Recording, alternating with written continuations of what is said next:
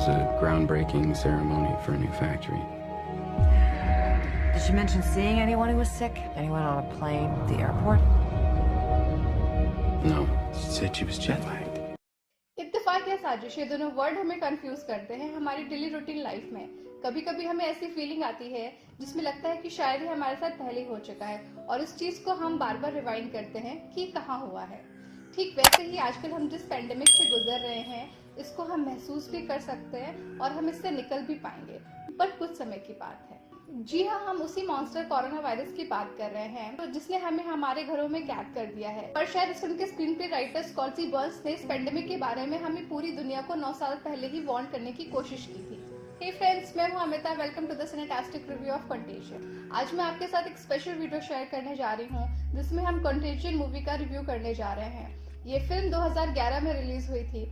तब शायद इसके डायरेक्टर ने ये सोचा भी नहीं होगा कि आगे चलकर ये फिक्शन नहीं पर रियलिटी हो जाएगी, जिसमें लोगों को ये बीमारी केवल छू लेने से हो जाएगी। इस मूवी के नाम में ही कंटेजियस वर्ड जुड़ा है, जो अगर किसी के साथ लग जाए तो ये और भी खतरनाक हो जाता है। और एक वायरस जो अकेला है तो यूजलेस है, पर गलती से अगर उसे कोई होस्ट मिल गया तो उसे ये हॉरर थ्रिलर दिखाने में कोई कसर नहीं छोड़ता है और रियल में इससे रूबरू होना गहरी खाई में कूदने जैसा होता है। इस फिल्म की शुरुआत एक वायरस से होती है जो अपना होस्ट तलाश कर रहा है। जैसे ही कोई इसकी चपेट में आता है वो अपना होश खोना शुरू कर देता है। ये वायरस केवल एक मामूली बुखार से शुरू होता है जो आपके रेस्पिरेटरी ऑर्गन फेलियर तक ले जाता है, जिसमें आपको अपनी जान से भी हाथ धोना पड़ सकता है। ये वायरस हवा में नहीं पर एक दूसरे को छू लेने से, हाथ में लाने से या ऐसी कोई चीज टच करने से फैल जाता है जिसे किसी इन्फेक्टेड पर्सन ने छुआ हो।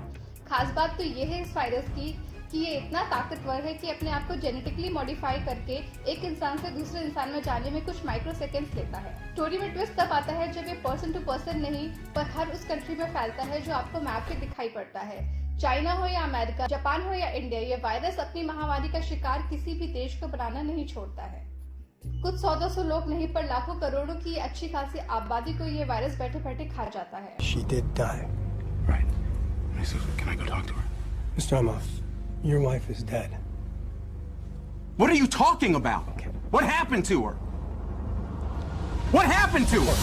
इस फिल्म की शुरुआत एक वायरस से होती है जो अपना होस्ट तलाश कर रहा है। जैसे ही कोई इसकी चपेट में आता है तो वो अपना होश खोने लगता है। ये वायरस केवल आपको मामूली बुखार से रेस्पिरेटरी ऑर्गन फेलियर तक ले जाता है, जिसमें आपको अपनी जान से हाथ भी धोना पड़ सकता है।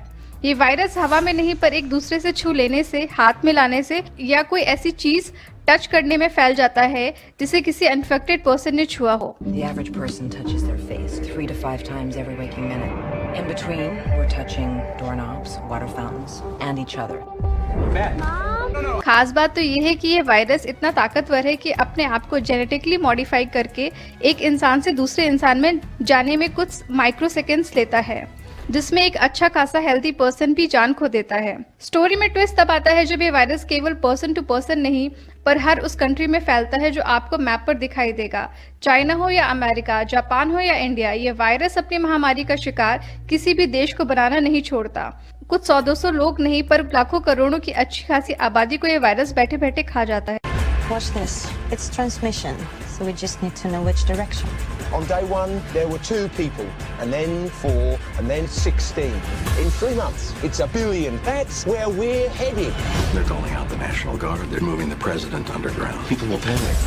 Get away! It will tip over. The truth is being kept from the world. क्या कोई वायरस अपनों में डिवाइड एंड रूल का फॉर्मूला खेलता है जिसमें आपका सगा ना कोई दोस्त है ना कोई रिश्तेदार? इस महामारी से निकलना ही आपकी जिंदगी का मकसद बन जाएगा, या फिर कोई ऐसा डार्क सीक्रेट है इसमें जिसमें किसी साजिश को पूरा करने की कोशिश की जा रही है?